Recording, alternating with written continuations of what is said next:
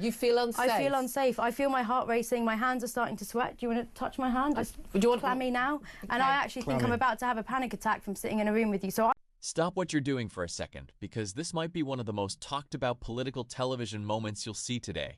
At first, it looks like a routine interview, just another debate between a journalist and a guest. But within moments, the conversation takes a turn that few people expected.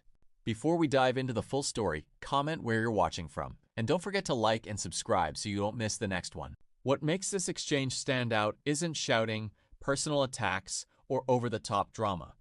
It's what happens when a simple, direct question is asked, and the conversation suddenly becomes much more complicated. The journalist keeps returning to the same point, looking for a clear answer, while the discussion begins to move in every direction except the one question on the table. And then comes the moment that's been circulating across social media. Instead of bringing the debate to a clear conclusion, the guest leaves the interview altogether. Whether you think that was justified or not, it completely changed the tone of the conversation and fueled even more public debate. But to understand why that moment became so controversial, you have to see everything that happened leading up to it. Watch this. I'd like to leave now. And I kind of want to say, I wrote you something, because obviously this is a huge topic. This is so a few sentences, if you let me say what I want to say. In years to come, I believe this decision by the Supreme Court will be considered shameful. Women are, in my opinion, beyond description or categorisation. Women are funny, knowledgeable, powerful, strong, and in my experience with trans women, they're kind. Trans people are not your enemy, and women are marginalised within our society already, here in the UK. Defining women by their sort of biological functions or their appearance has never helped any woman ever. Isn't that what the suffragettes were sort of fighting against in the first place? The ruling and this discussion entirety kind of is resulting in a distraction from the sort of disturbing reality that we're living through, which is, the facts are, the UK has an emboldened far-right population, our government is fueling a genocide, violence against women and girls has shot through the roof, and spoiler alert, it's not because of trans women. The LGBT community is most likely to experience abuse, addiction, homelessness than the straight community, and within that, those who suffer the most are women, they are trans women. These are women who make me personally feel safe. They're the ones that I want to dance with at 2 a.m. in the morning and watch football with on a Sunday afternoon. The law can define a woman however it wants. You can call whoever you want, whatever pronouns you want, but what are you really going to do? Are you going to make people cis or trans carry ID with them so that they have to prove who they are? Because to me, that sounds like 1930s Germany. If I were to call this out for the BS that it is, and if I were to swear on air, I would be in more trouble personally than any bigoted politician or presenter that has ever played a part to further marginalise this already vulnerable community. Right. Despite the years and even decades that some broadcasters have dedicated to vile and hateful dog whistles about communities that bring so much joy and happiness and creativity to the world and this country, I just think that the people who are celebrating this with their bottles of champagne are going to look back, or hopefully we are going to look back at them and think that it's actually quite dark and quite disturbing that what they are celebrating is a separation of vulnerable people from society who are not going to be able to access the services that they need to access. Right. Okay, there's a lot to unpick there.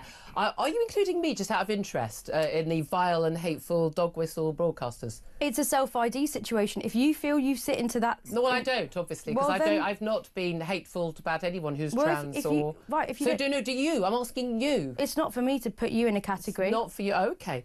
Right, here we go. Right, you say it's shameful. You think this in the future will be regarded as shameful. I mean, you obviously think it's shameful now. And trans activists, many of them argue it is. Right? I'm not a trans activist. I'm just a person. But I'm talking about many trans activists. I wasn't including that. Did you catch what just happened? The conversation took a dramatic turn when Shivani compared a legal definition of biological sex to one of history's darkest regimes. Whether viewers agreed with that comparison or not, it immediately raised the stakes of the discussion and shifted the focus away from the original question. Julia Hartley didn't chase the comparison. Instead, she brought the conversation back to the central issue, asking for a direct response to the court's reasoning. But rather than offering a detailed legal or factual rebuttal, the exchange became noticeably more dismissive, leaving many viewers feeling that the original question had never really been addressed. Then Julia introduced a broader point about language itself.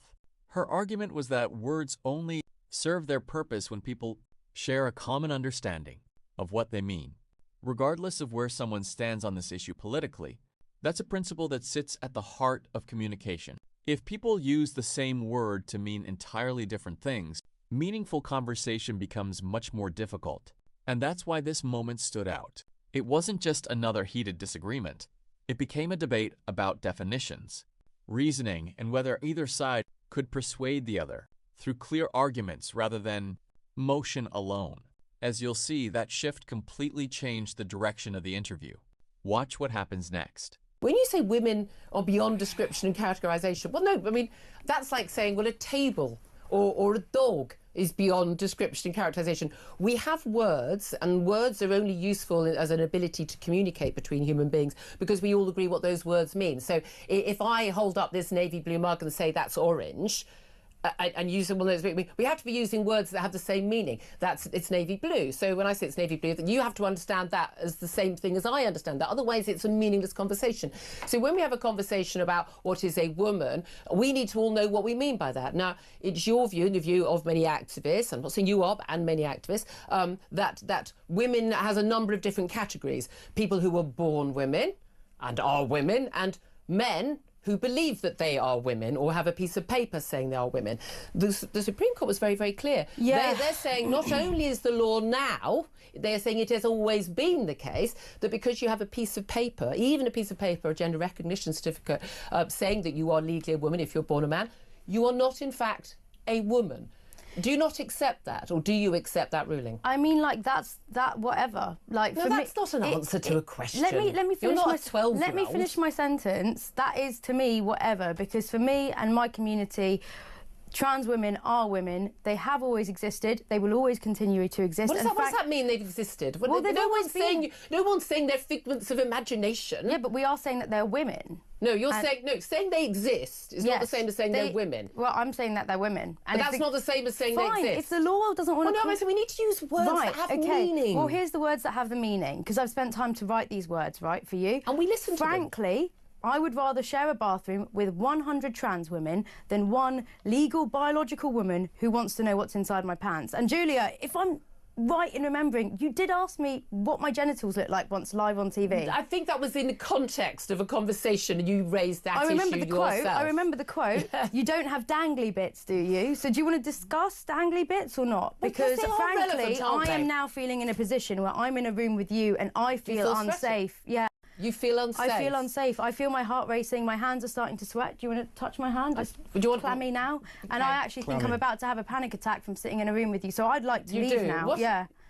So you're feeling... Yeah, you were asked to come on the show to have a conversation. And I've had a conversation. We had a very nice... We've had a conversation. Well, you read out a statement, and now I'd like to ask you some questions.